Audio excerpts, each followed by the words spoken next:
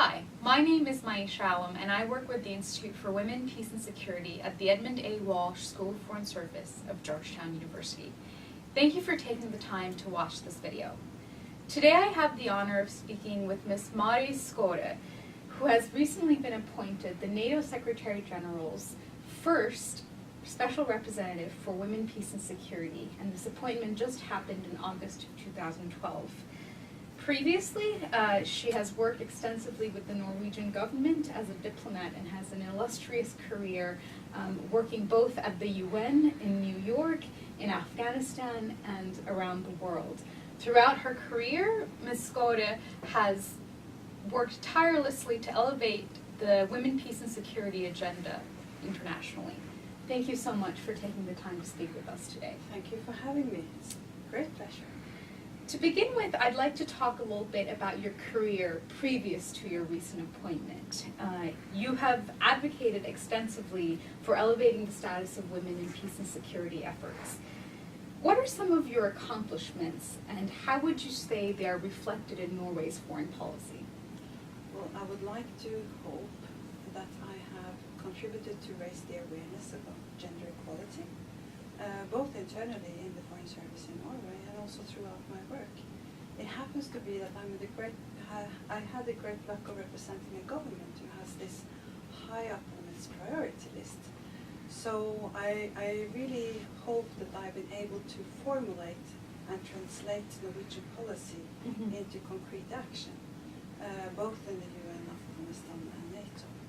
But I would like to say also that my achievements and my efforts in this area, it's really nothing compared to all those activists really raising the banner on this and really also taking a great risk and involve all their personal resources in this agenda.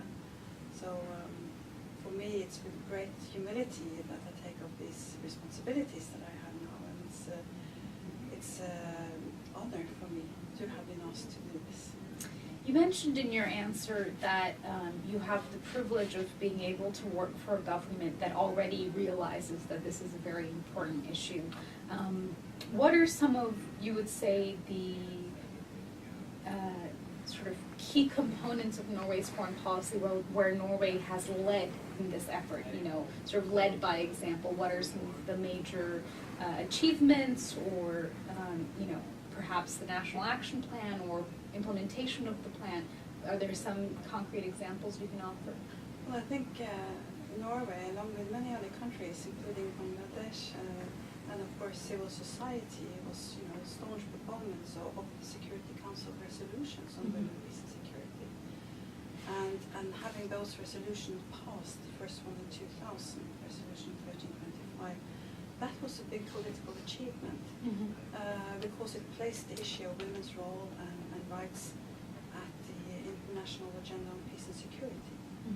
So that was significant politically, but of course it does not automatically follow with action. So I think that has been also very important for me and for the Norwegian government to translate it into action, in particular perhaps in countries like Afghanistan, where of course the Afghan women and the human rights activists, they really need support also from governments, and we need to be articulated about that.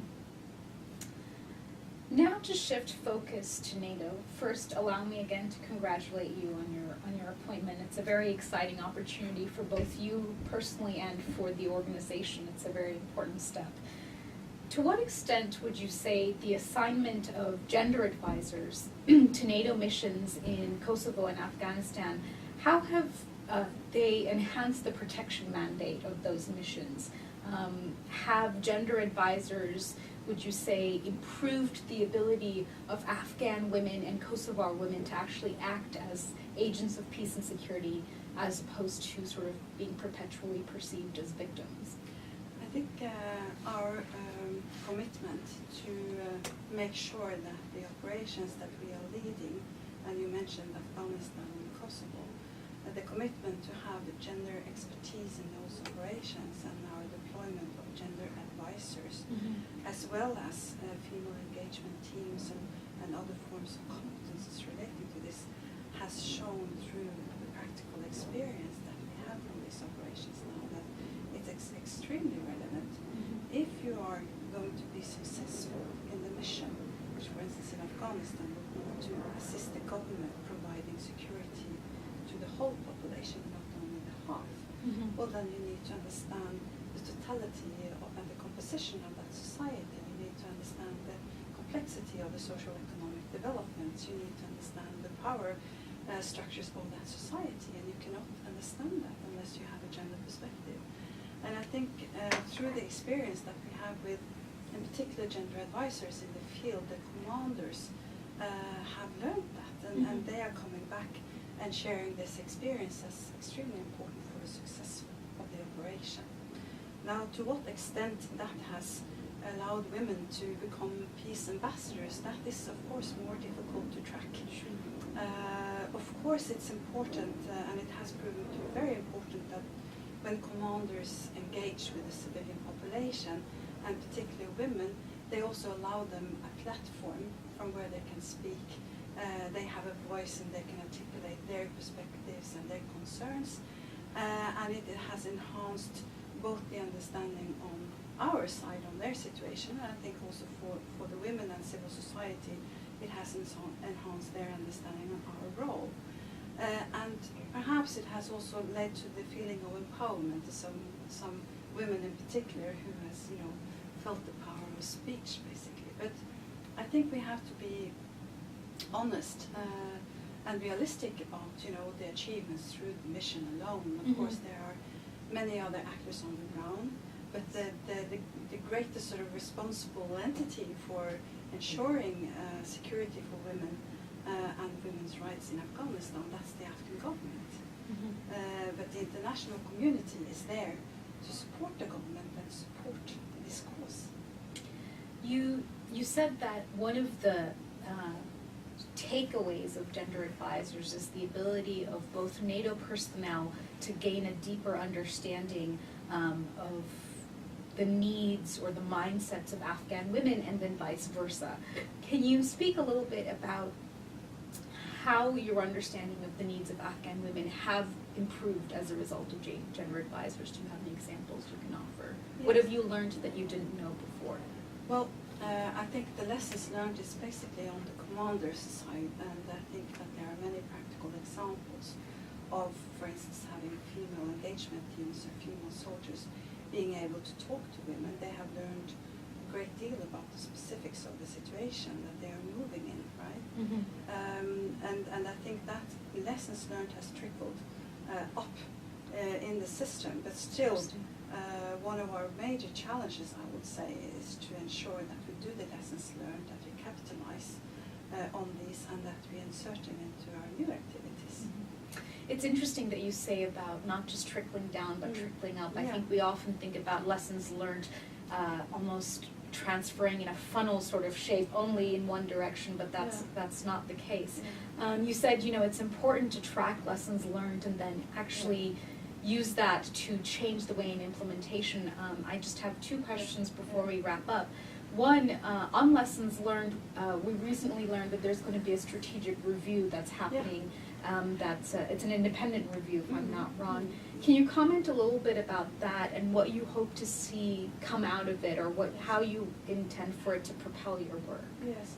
Well, NATO has a policy on women, peace and security, and we have an action plan.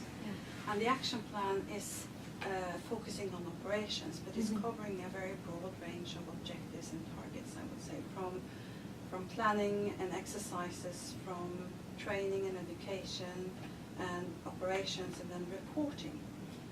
And what I hope to get back from this review is good advice on how we can structure, in a sense, better our system of reporting and lessons learned. I think that's extremely important, not only to set out the policy and targets in an action plan, but to be able to then actually implement it into the planning and then report back on the lessons learned on this. And that's a systematic approach that we need to take. And I hope that this review can help us embark on that route, because what I have learned from other organizations working on the same issues is that to document the results of what we're doing, that is actually quite challenging. So we need to be better on doing that. Yes, it's definitely also one of our priorities and sort of part of our raison d'etre, if you will, is to understand how to document these experiences, how to disseminate that information, and how to actually make it useful for actors on the ground. To conclude with, I'd like to ask a little bit about the NATO action plan, which you mentioned. Can you identify some gaps in the action plan? Is there going to be an updated version? And if there are certain areas that are going to be particularly difficult to implement, what is going to be your strategy in your new role to tackle those challenges? How will you fill those gaps? And how will you know that you've succeeded? Very difficult questions there. The action plan, I think, is actually very broad, and perhaps, if anything, we should perhaps prioritize a little bit better to make sure that what we do is strategically, will make a difference. So I hope also to get that advice out of the review. But of course, it is difficult to, through an action plan, from NATO and partners, to make sure that you actually make a societal difference. What I think is important is that we, in our future endeavors, and there will probably be a post-2014 mission, that we actually, in our planning procedures, integrate the gender perspective right from the beginning and make sure that we get it right. A training mission will give us an opportunity to really influence and assist in building the Afghan security forces. And I really see that as a strategically extremely important objective.